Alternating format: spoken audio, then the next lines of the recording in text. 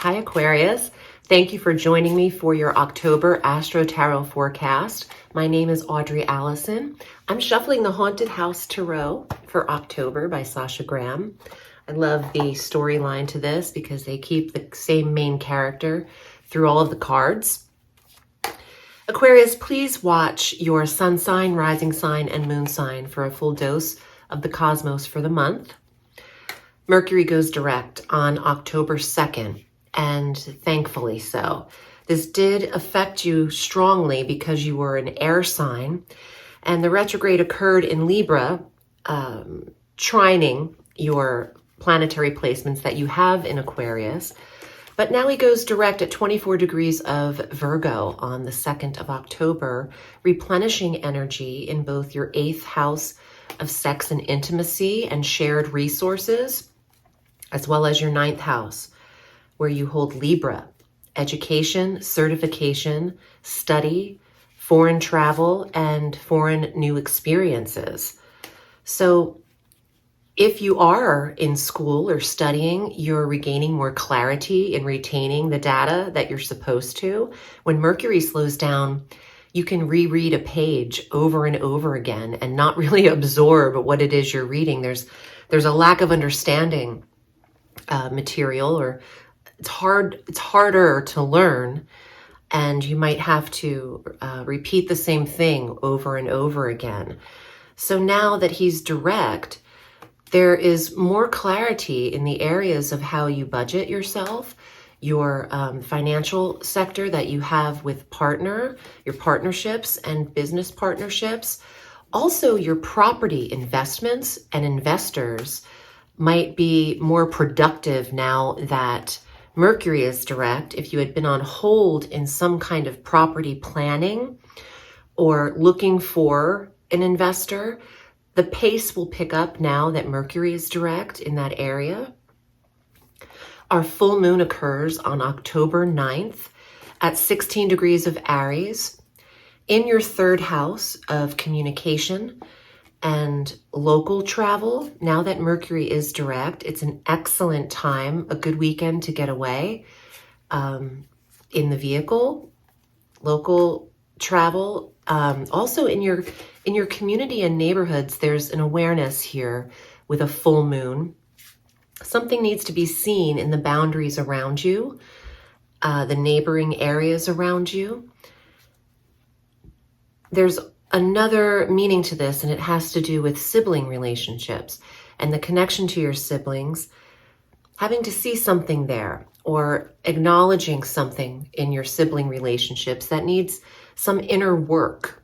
It's not a negative full moon, but it is in the same sector where Jupiter is. So in a very big way, there's some growth here to this moon in terms of your sibling relationships. If you have issues you need to work on, this moon can bring them up and out into the communication form. I also think it's a good time to let go of a rivalry, if there is one, with a sibling, or a disagreement, a disconnection here, because the full moon does represent closure to this area. Choose your battles. On the 23rd of October, both Venus and the Sun enter Scorpio. And Venus will be there through November 16th. The Sun will be there a little longer until November 22nd. But what a duo to inspire your career sector.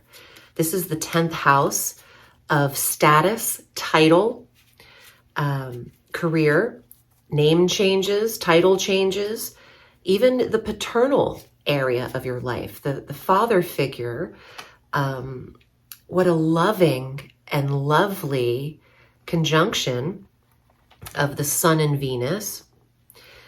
Your promotional aspects for career are huge here. Venus doesn't get enough credit for being a financial planet representing Taurus and the sector of security. Usually Venus associated with love, but Venus in your 10th house conjunct the Sun suggests a promotion, a financial payout, recognition in some way. You also, Aquarius, have to really be attracted to what you're doing in terms of your career. If you don't love it, which is also what Venus represents, if there's no love there, it might be hard for you to appreciate your career. However, I think that this is the opposite, that you're pretty much aligned when Venus and the Sun are together in the 10th house. If you're not having a positive career at that time, then I bet this positivity will occur in the relationship with your father and or grandfather, if that applies. On the 25th, when Venus reaches 2 degrees of Scorpio, we'll then have our new moon solar eclipse with the Sun and the Moon and Venus at 2 degrees of Scorpio exact. There's a new beginning in this 10th house for you. And Aquarius might be starting a new career that they've had new education for, a new attraction to. There's a new path here. And from October 25th through May 25th of 2023, that 6-month period of time is where this eclipse is a catalyst and can initiate and instigate a new beginning in the 10th house of career, title, status, promotion, and the masculine father figure in your life. Jupiter returns to Pisces in his retrograde on the 28th of October. That will actually benefit your financial sector. And if you're starting a new position in October, I bet it's because it pays good. Check back to early last June of, go back to June of 2021 through May of 2022. That's the last time Jupiter was in your financial sector.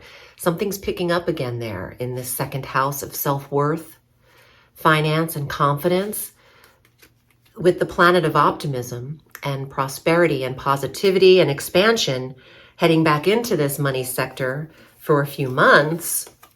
There's bigger growth for you, and you'll receive it in your paycheck and in how you feel about yourself, your self-value, your sense of self-worth is picking up here.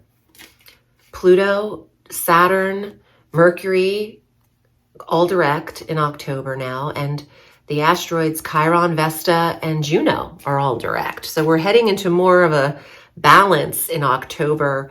September everything was kind of turned upside down. It was the upside down emoji. Okay, let's see what's here for Aquarius in the cards. And if you'd like a personal reading with me, I'm at audreyalison.com. I'm actually in my tarot den, the gem den, and this is where I conduct most of my readings. So let me know what you think of the atmosphere in the comments below. Okay, 9 of Coins. Wow, one of my favorite cards in the tarot. It's the woman of protected leisure, the woman who's earned her financial security. Yeah, Aquarians are going up the ladder in their earnings and promotional energy here. The moon. Wow, look how beautiful. That is the eclipse energy. And eclipse time can be emotional, and things can come up and resurface around that time. The moon is a sensitive card, but it is an intuitive card and an instinctual energy. Trust your feelings always, but in particular, they might be more accurate in the month of October. And if you are sensitive to any emotional feelings or heartache or loss, be patient with yourself, temperance, have moderation, balance. This is the card of Sagittarius in the tarot, and this is the card of Pisces. So I don't know if you're connecting with one of those signs, but don't go overboard in your emotional energy and in giving to, I want to say to someone, and remain balanced and make sure that this is a reciprocated energy that goes back and forth like an infinity symbol. You don't want to give too much and inform someone too much of all of these feelings without having an equal amount coming back to you. Also, temper your vice in the month of October, especially around the eclipse. Really not good to tear it up around the eclipse time, the 25th, maybe even a day or two before or after. You could get more affected by whatever vice you're using at that time. And it's already a time of not being clear and not having too much clarity. So you don't want to add to that at that time. And the Empress, motherhood, pregnancy, birth, conception, creative ideas, creativity, the birth and conception of creative ideas, not just children, but it could apply in different ways. I love the way this deck looks, especially down in this area. I feel like it's a vibe. You're patient with yourself right now, Aquarius. You have 3 major arcana cards underneath the 9 of coins, which is a beautiful way to start a reading. There's a lot of protection to that card. It's a property card. It does suggest connecting to the nature and your outdoor environment as well, building sanctuary and reprieve, retreat in your environment. Not like the hermit, but maybe even being social and entertaining around what you've built.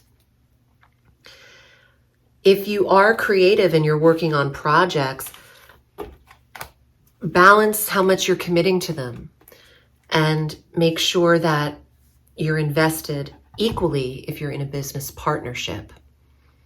I hope this was helpful for you, Aquarius. If you'd like a private reading with me, I'm at audreyalison.com. We can hone in on your personal chart and get to it.